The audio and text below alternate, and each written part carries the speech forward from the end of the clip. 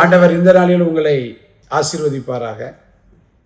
நம்முடைய ஒவ்வொரு நாளும் இந்த அனுதின கர்மத்தை நிகழ்ச்சியை கேட்ட அருமையான தேவனுடைய பிள்ளைகளே, கர்த்தர் இந்த நாளிலும் நன்மையான ஈவுகளே தேவன் நமக்கு தருவாராக. ஒவ்வொரு நாளும் தேவன் நம்மை ஏதோ ஒரு விதத்திலே நம்ம என்ன செய்கிறார், உருவாக்கி கொண்டிருக்கிறார். நம்ம முற்காலங்களை நம்ம சிந்தித்து பார்த்தோம் அப்படின்னா, பாவத்தில் கிடந்தோம், உளையான சேற்றில் கிடந்தோம். இன்றைக்கி நம்ம அப்படின்னு நினைக்கக்கூடாது.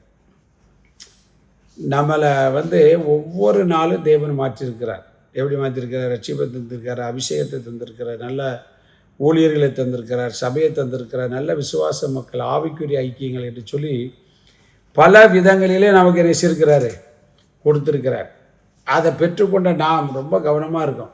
இன்றைக்கி அநேகர் அந்த அன்பை இழந்து ஊழியரை விட்டு, விசுவாசிகளை விட்டு, சபையை விட்டு எங்கேயோ போகிறாங்க. அதனால தான் அவங்களோட வாழ்க்கையில் குழப்பம். இன்றைக்கி என் வீட்டில் ஏன் பிரச்சனை, என் குடும்பத்தில் ஏன் பிரச்சனை, என் பிள்ளைகள் ஏன் இப்படி போகிறாங்க? இதுக்கெல்லாம் காரணம் என்ன அப்படின்னா, நம்ம தேவன் உருவாக்கின அந்த உருவாக்குதலை குறித்து நாம் அறிந்து கொள்ளாமல் அல்லது அதை உறுதி இல்லாமல் போகிறோம்.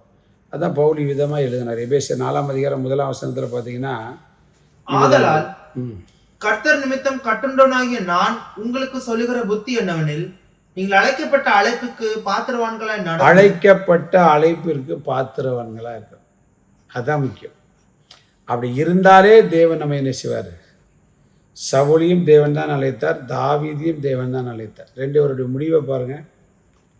சவுல் அந்த அழைக்கப்பட்ட அழைப்புக்கு பாத்திரவான் என்பதை அவன் உறுதிப்படுத்தலை, ஆனால் தாவீது உறுதிப்படுத்தினான். ரெண்டு பேர் முடிவில் பார்த்தீங்க அப்படின்னா, தாவீது அவனுடைய வம்சமும் தலை தோங்கினது. காரணம், ஆண்டவர் அவனை அழைத்த போது அந்த அழைப்பிற்கு பாத்திரவானாய் தன்னை மாற்றிக்கொண்டான். நம்மளை விசுவாசிய ஊழியக்காரராய் தேவன் அழைத்தால் அதற்கு பாத்திரவான்களாய் நாம் வாழணும். பேதுருவை அழைத்த தேவன் தான் யூதாசியும் அழைத்தார்.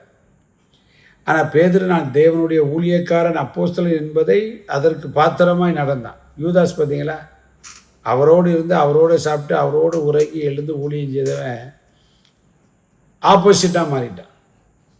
தேவையில்லாத மனிதரோடு சேர்ந்த வாழ்க்கை எழுந்துடும். அதனால் இன்றைக்கு நம்முடைய வாழ்க்கையில் இருக்கிற இறங்கு வரிசைக்கு காரணம், தேவ அழைப்பில் நம்ம உறுதி இல்லாமல் பாத்திரவான்களாக இல்லாமல் இருந்தால், சற்று சிந்தித்து அவருக்கு பாத்திரவான்களாய் நாம் நடந்து கொண்டால் சகலவிதமான நன்மைகளையும் நாம் சுதந்திரித்து கொள்ளலாம். இந்த பாத்திரவான்களாய் நடந்து கொண்டவரெல்லாம் பார்த்தீங்க அப்படின்னா, தேவனுடைய வாழ்க்கையில் சகல நன்மைகளையும் ஆசீர்வாதத்தை கொடுத்து அவர்களை கொண்டு அநேக அற்புதங்களை செய்திருக்கிறார்.